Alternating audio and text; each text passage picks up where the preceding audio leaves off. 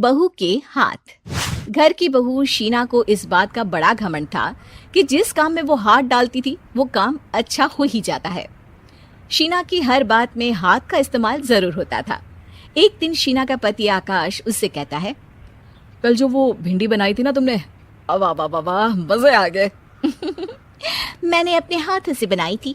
मेरे हाथों में वैसे भी जादू है, जिस चीज को छू लेती हूँ सोना बन जाती है।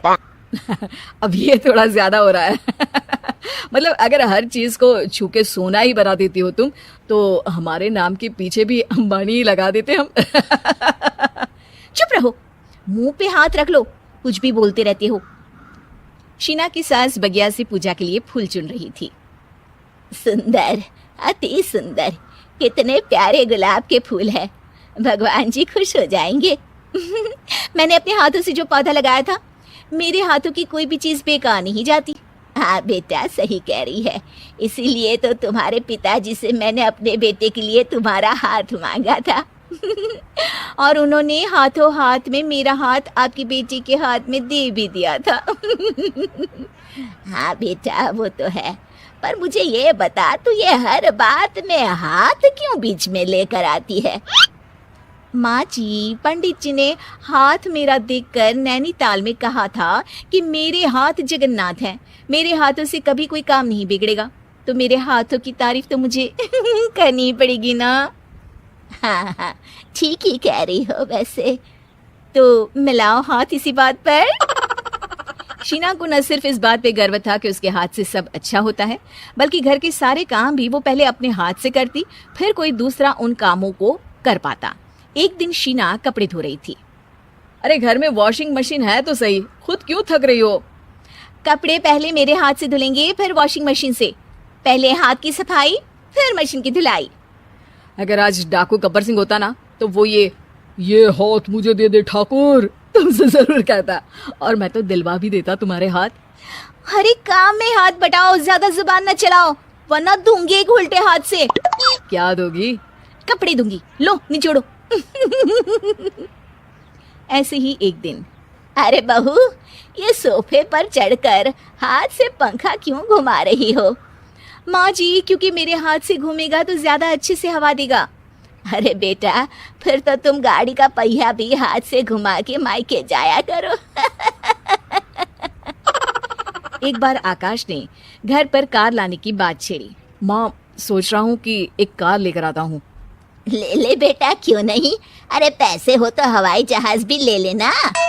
हाँ, पैसा तो हाथ का मेल है, ले लेते हैं। इस हाथ पैसे देंगी, उस हाथ कार ले लेंगी। मुझे तो लगता है कि बहू कार भी अपने हाथों से धक्का लगाकर घर लाएगी। वो तो नहीं करूंगी, लेकिन सबसे पहले स्टीयरिंग पर हाथ मैं ही लगाऊंगी, ताकि गाड़ी का आना शुभ हो। अरे घर ले आने तो दो, फिर हाथ लगा लेना। लेकिन शीना नहीं मानती। अगले दिन ही सब कार लेने जाते हैं। शीना सेल्समैन से कहती है, भैया ये कार बहुत पसंद है, पैक कर दो। अरे ओ भाग्यवान, 2 मीटर कपड़ा नहीं है जो पैक करवा ले, जरा चला कर तो देखने दो। यस सर, बिल्कुल, टेस्ट ड्राइव कीजिए ना। अरे नहीं नहीं, सबसे पहले मैं हाथ लगाऊंगी गाड़ी को, मेरे हाथ अच्छे हैं। अरे यार, हाथ तो मैं भी धोता ही हूँ, और आजकल तो सैनिटाइजर से भी धोता हूँ। मेरे काम में हाथ ना अड़ाओ। अरे टांग ना अड़ा होता है भाग्यवान, हाथ नहीं। शीना ड्राइविंग सीट पर बैठ जाती है और आकाश उसे गाड़ी के फंक्शन समझाता है।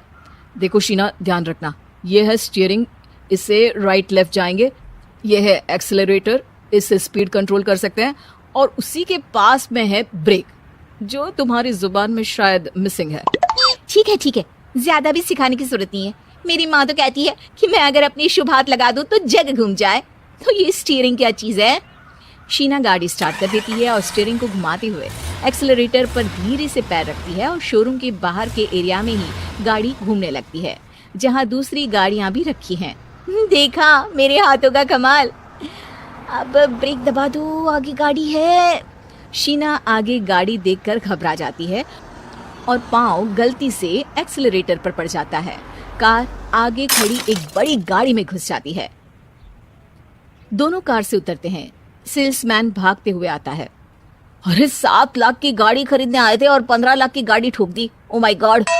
आकाश की माँ, आकाश और शीना घबरा जाते हैं। इतना सारा पैसा कहाँ से आएगा? तभी वहाँ मैनेजर भी आ जाता है, पूरा माजरा समझता है। अरे टेंशन मत लीजिए, गाड़ियों का इंश्योरेंस था, आप जो कार लेने आए थे वही खरीद लीजिए। पर मैडम, जब तक आप सीख ना ले तब तक गाड़ी मत चलाइएगा। अभी तो आपने गाड़ी बस ठोकी है, जिसका बीमा भी था, लेकिन सड़क पे चलते हर इंसान का बीमा नहीं होता। अरे मेरे हाथों से ठुक भी गया ना तो उसकी जिंदगी बन जाएगी, और अगर चला भी गया तो स्वर्ग ही पाएगा।